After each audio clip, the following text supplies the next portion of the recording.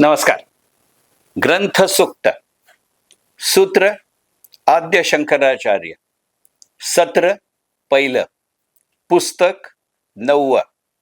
आद्य शंकराचार्य हे सूत्र धरून ग्रंथ सूक्तच्या पहिल्या सत्रातलं आजचं पुस्तक राजीव पुरुषोत्तम पटेल लिखित हेडविग मीडिया हाऊस प्रकाशित 12 मे 2004 रोजी पहिली आवृत्ती प्रसिद्ध झालेलं 600 रुपये किमतीचं 475 पानी पुस्तक आचार्य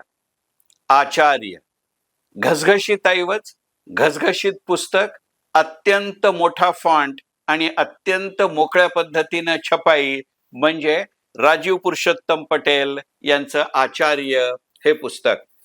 आद्य शंकराचार्यांच्या जीवनावरली चित्तवेधक कादंबरी असं या पुस्तकाचं उपशीर्षक आहे. हे पुस्तक जाणीवपूर्वक आद्य शंकराचार्य या माझ्या सूत्रामध्ये घ्यायचं कारण असं की आजपर्यंत आद्य शंकराचार्यांशी संबंधित जेवढी काही पुस्तकं मग ती ललित स्वरूपाची असतील, ती तत्वचिंतनात्मक असतील, ती स्तोत्रांची असतील, स्तोत्रांचा अर्थ सांगणारी असतील किंवा त्यांच्या अद्वैतवादाचं वर्णन करणारी असतील, या सगळ्यांच्यात तुलनेनं आद्य शंकराचार्यांच्या काळामध्ये जे 2 इतर धर्म आपल्या देशाच्या समाज व्यवस्थेमध्ये, आपल्या देशाच्या राजव्यवस्थेमध्ये आणि त्यामुळे आपल्या देशाच्या अर्थकारणामध्ये हिंदू धर्माव्यतिरिक्त प्रबळ होते, कदाचित प्रसंगी हिंदू धर्मापेक्षाही प्रबळ होते, अशा जैन आणि बौद्ध स्वरूपाच्या किंवा बौद्ध धर्माच्या जास्तीत जास्त उल्लेख असणारं पुस्तक इतर सूत्रांच्या किंवा इतर पुस्तकांच्या तुलनेत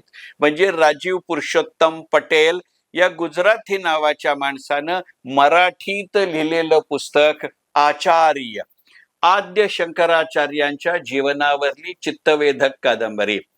राजीव पुरुषोत्तम पटेल हे मुळात एका अर्थानं वित्तीय सेवा क्षेत्रांशी व्यावसायिकदृष्ट्या निगडीत असलेलं व्यक्तिमत्व, नाशिक स्थित असं हा लेखक. शंकराचार्यांच्या व्यतिरिक्त भगवान परशुरामांवरती, याज्ञवल्क्यांवरती अत्यंत मोठ्या आकाराची तरीही मुद्देसूद कादंबरी लेखन करणारा लेखक म्हणजे राजीव पुरुषोत्तम पटेल.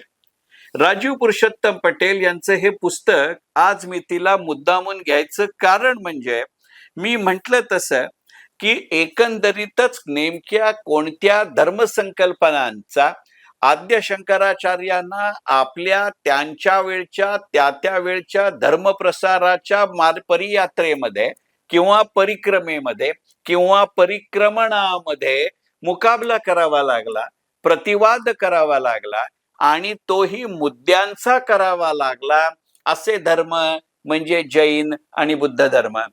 आणि त्यामुळे म्हटलं तर ही कादंबरी आहे आणि या पुस्तकामध्ये कुठेही राजीव पुरुषोत्तम पटेल यांनी असा आविर्भाव आणलेला नाही की हे धर्मचिंतन आहे. तरी सुद्धा जैन धर्मामधल्या नेमक्या कोणत्या गोष्टींचा समावेश आद्य शंकराचार्यांनी आपल्या परिक्रमेमध्ये केला किंवा आपल्या उपासना पद्धतीमध्ये केला आणि त्या निमित्तानं जैन धर्माचा तत्कालीन अभ्यास हे पुस्तक तुमच्या माझ्यासारख्या सर्वसामान्य वाचकांकडे मांड. या कादंबरीच्या माध्यमातनं जैन धर्माच्या बरोबरीनं ज्या वेळेला हिंदू धर्मामध्ये दशावतारामध्ये गौतम बुद्धाला स्थान दिलं गेलं, त्याची परिक्रमा काय होती, त्याची पार्श्वभूमी काय होती, त्याची आवश्यकता असणं किंवा नसणं काय होती, याबद्दलची आद्य शंकराचार्यांची भूमिका काय होती, याचं प्रचंड मोठ्या प्रमाणावरती आणि तरीही सुतोवाच स्वरूप अत्यंत अपवादात्मकरित्या कुठेही याआधी शब्दबद्ध झाल्याचं निदान माझ्या वाचनात नाही. आणि मी मगाशी म्हटलं तसं जी काही 9-10 पुस्तकं आपण ग्रंथ सूक्त या सूत्रामध्ये किंवा मालिकेमध्ये आद्य शंकराचार्य हे सूत्र धरून आपण घेतोय, त्याच्यामध्ये अनिवार्यपणे अपरिहार्यपणे विचार करावा लागेल असं पुस्तक म्हणजे राजीव पुरुषोत्तम पटेल यांचं आचार्य, आद्य शंकराचार्य यांच्या जीवनावरली चित्तवेधक कादंबरी. असं हे जसं जैन धर्माबद्दल खरं आहे, हे जसं बुद्ध धर्माबद्दल खरं आहे, तसं या कादंबरीच्या माध्यमातनं एकंदरीतच जुन्या पद्धतीचा नव्हे, परंतु आद्य शंकराचार्यांचे वैचारिक दृष्ट्या, आद्य शंकराचार्यांचे भावनिक दृष्ट्या, आद्य शंकराचार्यांचे सामाजिक दृष्ट्या असे जे वेगवेगळे पूर्वासुरी आहेत, अशा अनेक ऋषींच्या धर्मतत्वांची चर्चा या कादंबरीमध्ये संवादाच्या रूपानं होते.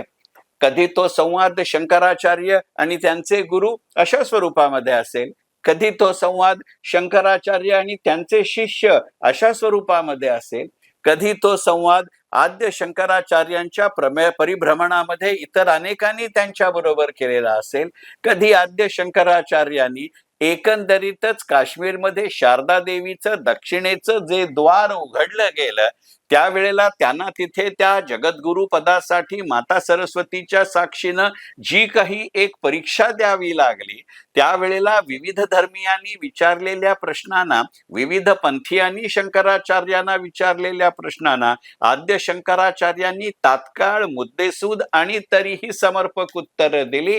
त्या उत्तरांच्या माध्यमातनं एका वेगळ्या स्वरूपातनं आणि तरीही ललित लेखनाच्या अंगानं वाचकांपुढे आणण्याचं काम ही कादंबरी, राजीव पुरुषोत्तम पटेल यांची आचार्य ही कादंबरी, ज्याचं उपशीर्षक आद्य शंकराचार्यांच्या जीवनावरली चित्तवेधक कादंबरी असं आहे.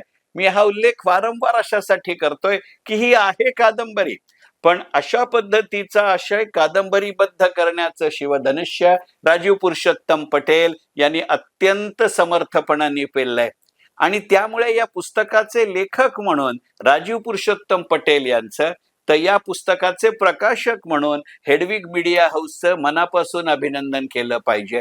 हे जितकं शंकराचार्य आणि जैन धर्म, शंकराचार्य आणि बौद्ध धर्म याच्याबद्दल खरं आहे, तितकंच शंकराचार्य आणि इतर अनेक ऋषी ज्यांचा फारसा उल्लेख इतर वेळेला हिंदू धर्मीयांच्या पुस्तकांमध्ये सुद्धा होत नाही किंवा हिंदू धर्म विषयक पुस्तकांमध्ये होत नाही, त्याची मोजकी का होईना पण चर्चा राजीव पुरुषोत्तम पटेल आपल्या आचार्य या पुस्तकांमध्ये करतात.